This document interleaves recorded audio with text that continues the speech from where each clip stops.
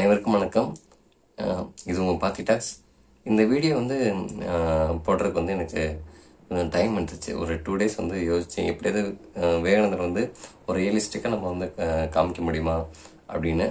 ஏன் இந்த வீடியோக்கு மட்டும் ஒரு ரியலிஸ்டிக்காக காமிக்கணும் அப்படின்னு யோசிச்சேன்னா, இது ஒரு முக்கியமான பகுதியாக எனக்கு வந்து பட்டுச்சு. ஏன்னா நம்ம இன்னைக்கு ஒரு ஒரு ஒரு ஸ்பிரிச்சுவல் லீடராக பார்க்குறோம். ஒரு பெரிய அவரால் எல்லாம் சாதிக்க முடியும் அப்படின்னு நம்ம நினைக்கிற ஒருத்தர் வந்து ஒரு வேலை தேடி அலைஞ்சிருக்காரு அப்படின்றது வந்து நம்ம முக்கியமாக பார்க்க வேண்டிய விஷயம். ஏன்னா இன்னைக்கு இளைஞர்கள் வந்து நிறைய பேர் வந்து வேலை தேடுறாங்க. ஆனால் அந்த வேலை தேடுறப்ப சோர்ந்து போயிடுறாங்க. பட் வேறொருத்தர் வந்து வேலை தேடி அலைஞ்சிருக்காரு, அவருக்கும் வேலை கிடைக்காம இருந்திருக்கு. அது வந்து எப்படி அவர் ஃபேஸ் பண்ணார், அது இல்லாமல் அவரோட நம்மளுக்கும் ஒரு சின்ன ஃபேமிலி, அவர் பெரிய ஃபேமிலி, அதை எப்படி ஃபேஸ் பண்ணார், அந்த ஸ்ட்ரகிள் எப்படி இருந்துச்சு அப்படின்றத வந்து ஒரு விஷுவலாக காமிக்க முடியுமா அப்படின்னு நிறைய விஷயம் ட்ரை பண்ணேன். பட் எனக்கு அது எதுவும் இன்னும் நிறைய விஷயம் கற்றுக்க வேண்டியதாக இருக்கிறதுனால அது கொஞ்சம் கற்றுக்கிட்டு நம்ம அந்த வீடியோ வந்து போடலான்னு இருக்கேன். இப்போ வந்து அதோட ஸ்டோரி மட்டும் நம்ம பார்த்துடலாம். அதாவது வேந்தர் வந்து 1884 வந்து டிகிரி முடிக்கிறாரு. அவர் டிகிரி முடித்தப்பே அடுத்து வந்து சட்டம் வந்து படி அப்படின்னு அவர் அப்போ வந்து கல்லூரியில் சேர்த்து வர்றாரு. அடுத்து வந்து என்ன சொல்கிறாருன்னா, அப்போ நான் வந்து அடுத்து இங்கிலாந்தில் படிக்கணும்னு அவர் ஆசைப்படுறத சொல்கிறாரு. சரிப்பா நீ இங்கிலாந்தில் படி அப்படின்னு வந்து சொல்லிடுறாரு. அப்படியே வந்து என்னென்னா வழக்கறிஞர்கிட்டையும் சேர்த்து வர்றாரு. நீங்கள் வழக்கறிஞர்கிட்டையும் நீ சேர்ந்துக்குப்பா அப்படின்னு சொல்லி சேர்த்து வர்றாரு. இப்போ விவேகானந்தருக்கு எப்படின்னா, அவர் வந்து எதுக்குமே வந்து இது வரைக்கும் எதுவும் கஷ்டப்படல. அதாவது அவர் தியானம் பண்ணுறாரு, ராமகிருஷ்ணர் பார்க்குறாரு, கல்லூரியில் படிக்கிறாரு. இது எதுக்குமே அவர் வந்து பணம் செலவு பண்ணல. ஏன்னா அப்பா வந்து பார்த்துக்கிட்டாரு எல்லாத்தையும். இப்போ என்ன ஆகுதுன்னா வந்து அவர் அப்பா வந்து தவறுறாரு. தவறுன விஷயம் வந்து அவருக்கு விவேகானந்தருக்கு வந்து ஒரு பெரிய ஒரு அடியாக விழுது அவருக்கு. ஏன்னா அதுக்கு அடுத்தது வந்து இனிமேல் வந்து அவர் நினைக்கிற மாதிரி வந்து முழு நேரம் தியானமோ, முழு நேரமாக வந்து ஒரு கடவுளை நோக்கி பயணமோ, இந்த மாதிரி எதுவுமே பண்ண முடியாது. இனிமேல் வந்து ரியாலிட்டி வந்து பளிச்சுன்னு அடிக்குது. எப்படி நம்ம வந்து ஒரு காலேஜ் படித்து முடிச்சுட்டு நம்ம இவ்வளோ ஒரு கற்பனைகளில் வாழ்ந்துட்டுருப்போம். நம்ம ரியாலிட்டி பளிச்சுன்னு அடிக்கிறப்ப தான் நம்மளுக்கு வந்து அடுத்து ஓகே அப்படின்னு நம்ம ரியாலிட்டியை புரிஞ்சுக்கிட்டு வாழ ஆரம்பிப்போம். அது மாதிரி ரியாலிட்டி வந்து அவருக்கு புரிய ஆரம்பிக்குது. அவர் பெரிய ஒரு நிறைய விஷயம் யோசிச்சிருந்தாலும் அவர் ரியாலிட்டி அடிக்கிறப்ப நான் வேலைக்கு தான் போய் ஆகணும் அப்படின்னு வந்து அவருக்கு வந்து ரியாலிட்டி புரிஞ்சு அவர் வந்து என்ன பண்ணுறாருன்னா ஒரு வேலை தேட ஆரம்பிக்கிறார். இந்த வேலை தேட ஆரம்பிக்கிறதுக்கு சரி இந்த விவேகானந்தர் அப்பா ஏன் இருந்தார் அப்படின்னா, விவேகானந்தர் அப்பா வந்து நல்லா சம்பாதிச்சார். பட் என்னன்னா அவரால் வந்து அந்த மணியை வந்து மேனேஜ் பண்ண முடியல. மணியை மேனேஜ் பண்ண முடியாததுக்கு வந்து ஒரு முக்கியமான காரணம் வந்து அவங்களோட உறவினர்கள் தான். அவங்க உறவினர்கள் என்ன பண்ணாங்கன்னா, இவர் கொடுத்த விவேகானந்தர் அப்பா கொடுத்த வந்து இடத்த வந்து ரொம்ப அதிகமாக யூஸ் பண்ணிக்கிட்டாங்க. அவங்க அப்பா பேரை சொல்லி, அவங்க அப்பா விவேகானந்தரோட அப்பா பேரை சொல்லி கடன் வாங்குறது, அப்புறம் நிறைய விஷயம் இந்த மாதிரி வந்து பணம் வந்து நிறைய விஷயம் இந்த மாதிரி பண்ணுறது, கடன் வாங்குறது, கடன் வந்து திருப்பி கொடுக்காம இருக்கிறது, இப்படி பண்ணிகிட்டு இருக்கிறது ஒரு பக்கம். அவரோட சித்தப்பா வந்து சொத்தில் வந்து பங்கு கேட்குறது, அப்புறம் வந்து அவருக்கே தெரியாமல் நிறைய விஷயம் வந்து செய்கிறது, இந்த மாதிரி நிறைய விஷயங்கள் வந்து அவங்க அப்பாவை சுற்றி நடந்துகிட்ருக்குது. அப்போ அவருக்கு ரியலைஸ் ஆகுது. அப்போ இது என்ன ஆகுதுன்னா, அவர் வந்து இது வந்து அவருக்கு ஸ்ட்ரெஸ் ஆக ஆரம்பித்து ஒரு கட்டத்தில் வந்து அவருக்கு வந்து ஹார்ட் அட்டாக்கை வந்து அவங்க அப்பா வந்து இறந்துடுறாரு. இப்போ என்னன்னா விவேகானந்தருக்கு வந்து வேலை தேட ஆரம்பிச்சிட்ருக்காரு. விவேகானந்தர் வேலை தேடி படிப்படியாக ஏறி இறங்குறாரு. ஒரு வேலை கிடைக்கல. ஒரு குறைந்த ஊதியத்தில் கூட அவருக்கு வந்து வேலை கிடைக்கல. ரொம்ப சோர்ந்து போகிறாரு. இது வந்து எப்படி ஆகுதுன்னா, அவங்க வீட்டில் வந்து சாப்பாடுக்கு கஷ்டப்படுற நிலைமைக்கு வந்து வந்துடுறாங்க. சாப்பாடு கஷ்டப்படுறாங்க. சாப்பாடுக்கு அடுத்து வந்து என்னன்னே தெரியாத அளவு கஷ்டப்படுறாங்க. அப்புறம் ஏதாச்சும் கிடக்கெல்லாம் சாப்பிட்டாலுமே விவேகானந்தர் சாப்பிட்லான்னு பார்த்தா அவர் வந்து சாப்பிட மனசு வராது.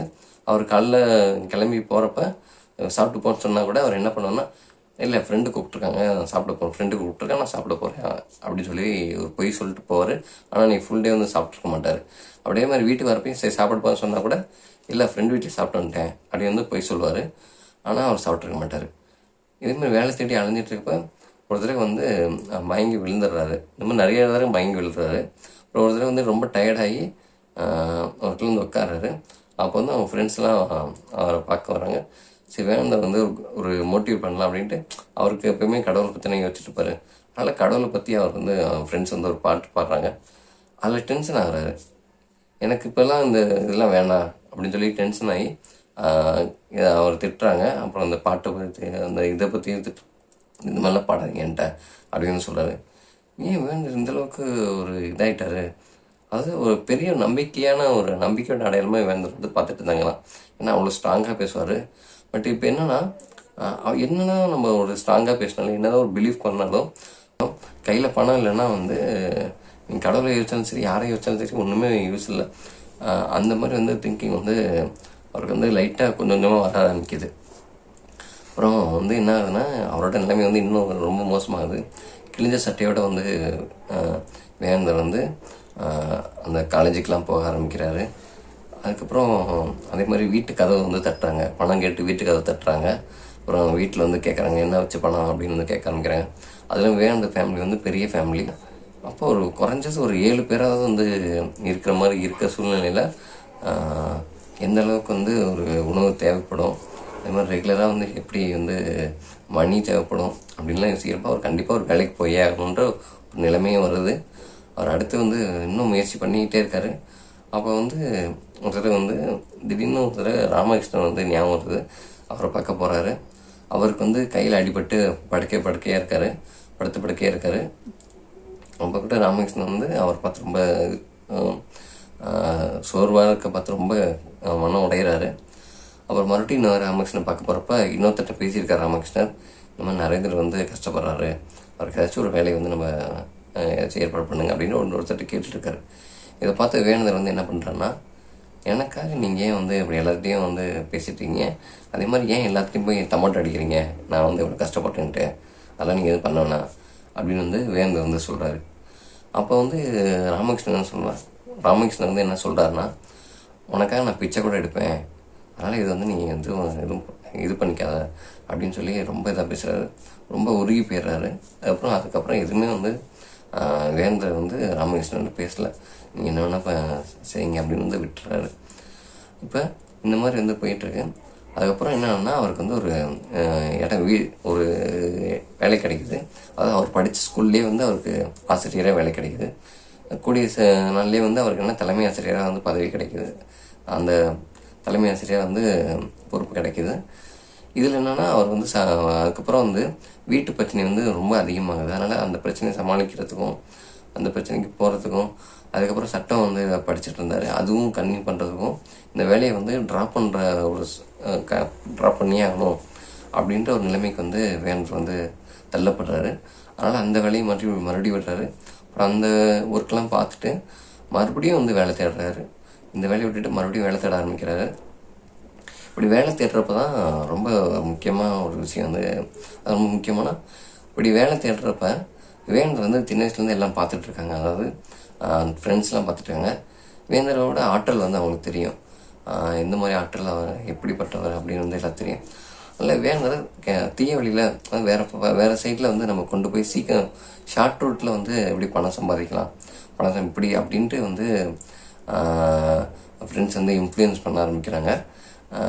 வேணும் நீ எங்கூட வந்துரு, நீ வந்து இந்த மாதிரி பண்ணால் உனக்கு வந்து பணம் கிடைக்கும், ஏன் ஒரு கஷ்டப்படணும் நம்ம அப்படி வந்து பேச ஆரம்பிக்கிறாங்க. பட் அது வந்து மைண்ட் பண்ணிக்கல, இதெல்லாம் எனக்கு வேண்டாம் அப்படின்னு சொல்லி வேணும் ஒதுங்கி போகிறாரு. பட் என்னதான் ஒதுங்கி பண்ணாலும் ஃப்ரெண்ட்ஸ் தானே அப்படின்ட்டு வீட்டுக்குள்ள அன்றைக்கி ஒரு நாள் வந்து ஒரு வீட்டில் வந்து இருக்காரு, ரூமில் வந்து தனியாக இருக்காரு. ஒரு வந்து பெண் வராங்க.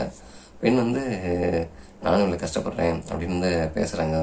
பட் என்னென்னா பேசிகிட்டு இருக்கிறதுக்கு வேந்தரோட ஒரு தொடர்பு வைக்க வந்து முயற்சி பண்ணுறாங்க. அதுக்கப்புறம் வந்து வேந்தர் வந்து ரொம்ப இதாக சொல்லிடுறாரு, ஸ்ட்ரிக்டாக சொல்லிடுறாரு, நான் வந்து கஷ்டப்பட்டுட்ருக்கேன், பட் ஆனால் இந்த மாதிரிலாம் எனக்கு எந்த இது வேண்டாம் அப்படின்னு சொல்லி அவருக்கேற்ற வகையில் அந்த பொண்ணுகிட்ட வந்து சொல்லி அனுப்பிச்சாரு. அதுக்கப்புறம் வந்து வேந்தருக்கு மேலே வந்து ஒரு பணக்கார பெண் வந்து ரொம்ப ஆசைப்பட்டிருப்பாங்க. என்ன பண்ணான்னா, நான் வந்து நீ என்னை மேரேஜ் பண்ணிக்கோ, உனக்கு வந்து நான் எல்லா சொத்தும் என்னட்ட நிறைய சொத்து இருக்குது, என்னை மேரேஜ் பண்ணிக்கோ, உனக்கு எல்லா பிரச்சனையும் தந்துடும் அப்படின்னு சொல்கிறாங்க. பட் வேந்தர் அதை கேரே பண்ணிக்கல, எனக்கு எந்த இதுவும் தேவையில்லை அப்படி வந்து சொல்லிடுறாரு. ஏன்னா இப்போ கோடீஸ்வரனாக மாறி இருக்கலாம் வேந்தர். அதையும் வந்து நிராகரிச்சிடறாரு.